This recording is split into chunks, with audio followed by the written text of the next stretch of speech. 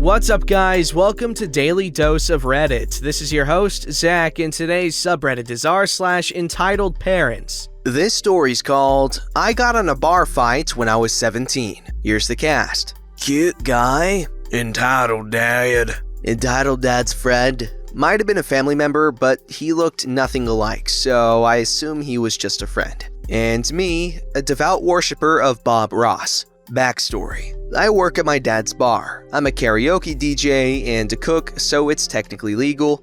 I also live in a small town that tends to have pretty small town opinions. So I do my best to keep my bisexuality a secret because I don't imagine it would blow over well. I also have ADHD, which makes my reaction time a bit faster. The story. As I said, I work at my dad's bar. This night, it was fairly busy, but it was still manageable. Eventually, this group of 5, a mom, dad, son, daughter, uncle, or friend, walks in and sits down at one of the tables. The son, cute guy, was good looking, had an amazing voice, and turned out to be a nice guy. When he walked in, I immediately noticed him and couldn't stop myself from staring at him. I did my best to do it discreetly so that nobody noticed, but it was kinda hard. Cute guy kept coming over to my little station by the bar to ask for songs for karaoke, and he'd usually stay and talk to me for a bit, which made me real happy. Eventually, he just completely took all his stuff from the table and sat at the bar by me so we could keep talking. Turned out, they had just moved into town and they had seen this place on the way in, so they decided to stop by. It also just so happened that he was gay as well. I tried to hide the amount of true joy I felt when he told me that.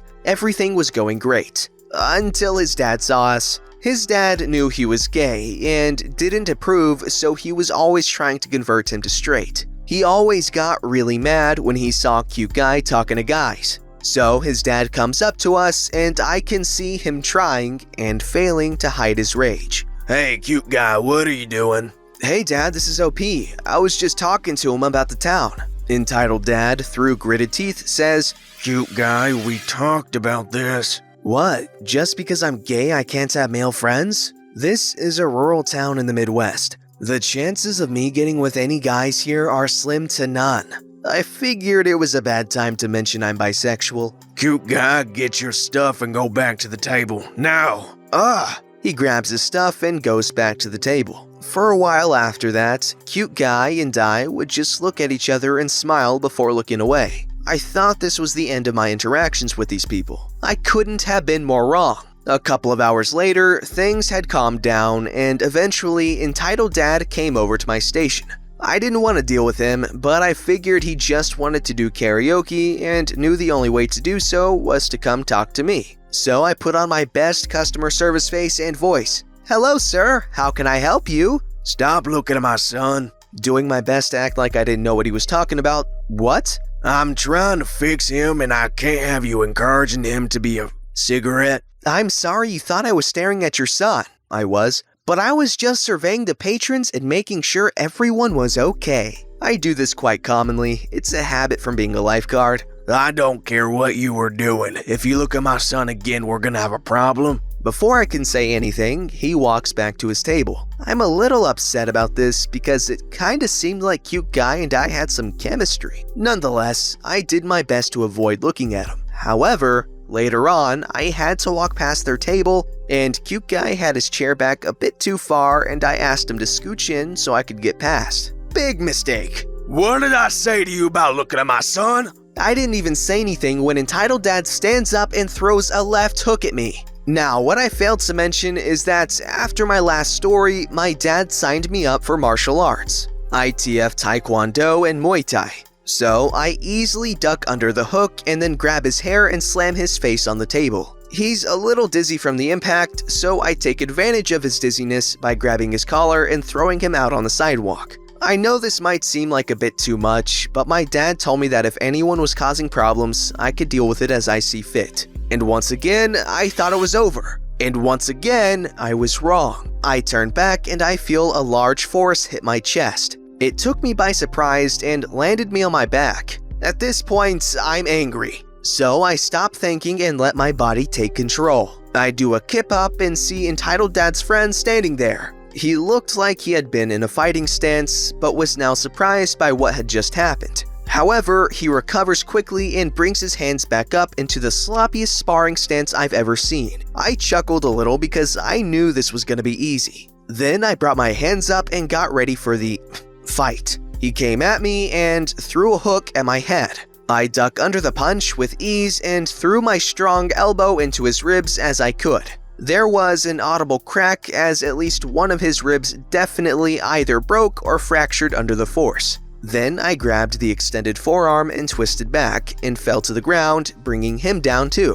I wrapped my legs around his arm and put him in an armbar. He started trying to get out and I began pushing my hips up. He seems to understand the situation and gives up and just laid there. I was about to tell the bartender to call the police when an officer walks into the door. I let go of the entitled dad's friend and did a back roll off of him before getting on my knees and with my hand behind my head. Entitled dad's friend, and I are all sitting on the bench outside, both of them barely conscious. The officers, there were 4 of them, took statements from all the patrons, did their best to get statements out of entitled dad and entitled dad's friend, and took my statement last. Turns out that all of the witnesses, including the mom, daughter, and cool guy, told the same story, which matched mine to the T. So I'm released. My dad is brought outside, who was proud of me for being able to take on 2 fully grown men by myself, and entitled dad and entitled dad's friend are both taken into custody. We decided to not press charges because we didn't have money for a lawyer, and they seemed like they were rich enough to afford lawyers that could get them off the hook. So I was allowed to leave. I just went back to working. Cute guy, his sister, and his mom, who was very accepting of cute guy's sexuality, all stayed until we closed. Epilogue. Not relevant to the story, but for anyone interested. As I was leaving, cute guy ran out after me. He reaches into his pockets and pulls out my wallet. Turns out, it had fallen out of my pocket when I rolled off of entitled dad's friend. I grabbed it, and we just kinda stared into each other's eyes for a second before he lets go, and I turn and keep walking towards my car. Hey, OP, you forgot something else too. I turn around, and as soon as I do, he grabs my face and kisses me. We just stayed there for a few seconds, lips locked, before he pulled away. My number, he said, handing me a little slip of paper with a phone number on it. Things went well after that. We dated for a few months before we broke up because we didn't like having to sneak around. But we knew if people found out, it would be really bad. But we're still really good friends. Really good friends, eh? Sure, buddy. Well, that was an interesting story. Bar fights are always cool to watch. And it's cool that martial arts training pays off. Also, don't punch teenagers at bars. That's probably not a good idea.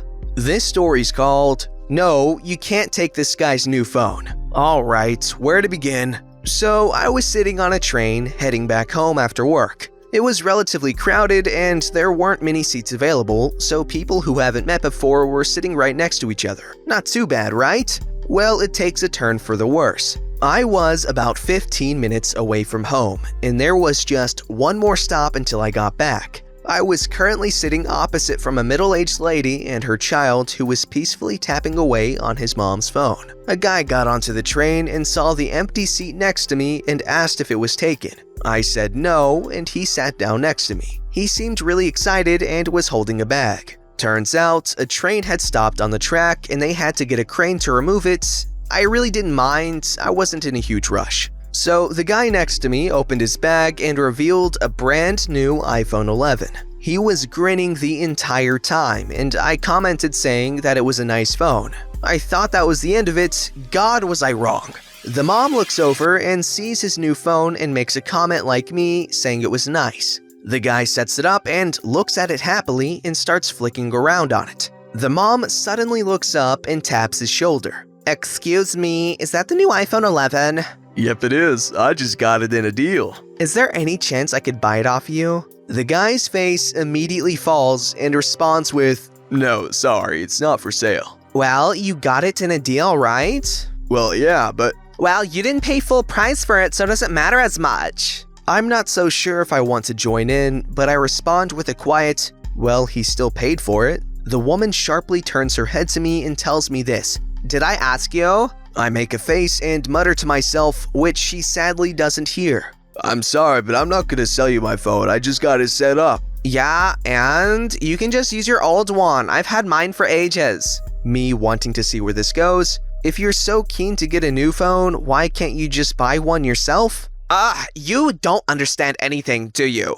She responds sharply. I understand that this guy rightfully doesn't want to sell you his phone. I was in an already annoyed mood, and this lady was being loud and disturbing me and other passengers, so I was getting angry. Are you the salesperson? No, you aren't, so shut up and do whatever the hell you were doing before. The kid finally pulls himself away and says, Why are you being so loud, mommy? I am so sorry for disturbing you, honey. You continue what you were doing before. She takes her eyes off her kid and looks back at us. You have disturbed my angel. How dare you? The guy says, You were the one that started this. By now, the train had stopped at the other station for people that needed to have a smoke break. I'm not going to be taking this from you. She then proceeds to grab her son by the wrist and pull him up, grabs her bags, and storms off. As she was leaving, she shouts over her shoulder, I will be reporting this. The guy with the new phone shouts back, For what? Hurting your feelings? On the journey back, I found out the guy's name was Caleb, and he was actually a really cool person,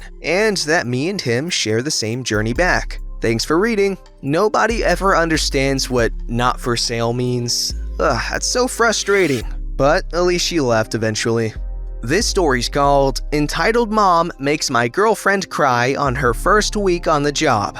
Backstory. My girlfriend got a job scooping ice cream at an upscale soft-serve ice cream parlor. The job itself was actually fairly terrible. We live in LA and the influencer culture kind of takes precedent over being kind to employees. She doesn't work there anymore. Let's just say this was the final straw. I know, 1 week, but legit guys, this place was a terrible place to work for less than minimum wage. Long story as to why that was actually legal. Also, to keep in format, this is told in first person, but it happened to my girlfriend who is helping me draft it out. Here's the cast. Me, my girlfriend, the narrator of this. Entitled mother, with 4 kids and a silent husband. Entitled dad. Not actually entitled, just there, and probably doesn't want to get in the way of his wife. Nice kid. One of the 5 kids that is actually relevant. Story. Entitled mother enters with children all around her.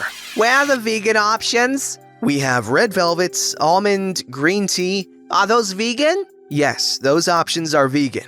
Would you like to sample flavors? I want to sample them all. I'm afraid we only permit 3 samples per customer, but I can sample the vegan ones for you. Which ones are vegan? Are the cones vegan? Yes, the cones are all vegan. Are you sure? Yes, ma'am. I am sure the cones are vegan. What about the cone toppings? Let me double check for you. Checks ingredient list for cone toppings. Okay, so the cone toppings are not vegan. They have chocolate on them. You said they were vegan. I am so sorry for the confusion. Are there any samples you like? Entitled mother proceeds to list 6 different ice cream flavors she wants. I note them down. Entitled mother changes her order immediately. And then again, I get confused as I begin to ready the ice cream. I wanted a swirl of red velvet and brown sugar. I am so sorry. Prepares the correct ice cream. Would you like anything else, ma'am? I want a pie slice. Which one would you like? Is the apple pie vegan? Yes, the apple pie is vegan. Fine! Entitled mother snatches her purchases and storms out with her family without a single please or thank you. Minutes later, she comes back in and talks only to my coworker and demands a different pie slice. Entitled mother sends her young child in to get her a fork for her pie. He turns to me and says, The ice cream was really yummy. Thank you. The next day, my manager talks to me about how my training is not going well. Okay, that's a funny little story.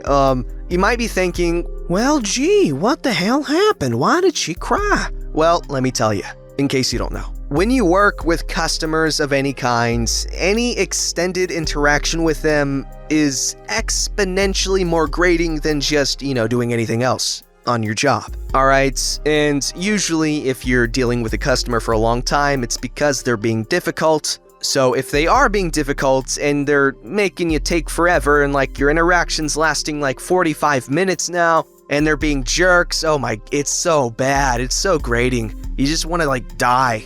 This story's called Entitled Mother Gives Us a Chair Because She Didn't Want It, demands it back after we fix it. This happened when I was about 12 years old, so sorry if the details are a bit blurry. One day, my mother was outside watering the garden when a neighbor shows up dragging an office-type chair outside towards the garbage. My mother asks politely why she's throwing the chair away. The neighbor responds that it was her 15-year-old son's and that he didn't want it anymore because he just bought a better chair. My mother was always good at fixing things, so she asked if she could have it since they don't want it anymore. The neighbor responded, "Well, I was about to throw it away, so sure, why not?" A couple of days later, my mom had fixed it. She changed the material, the chair no longer squeaked, and overall, it looked brand new.